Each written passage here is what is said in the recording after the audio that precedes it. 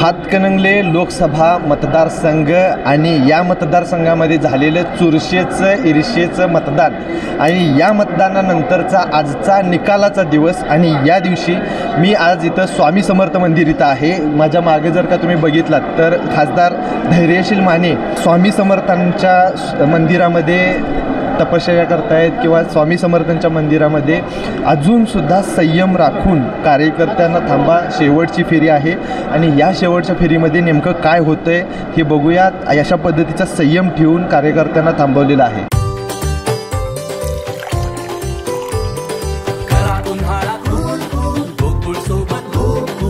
गोकुळ सोबत गोकुल।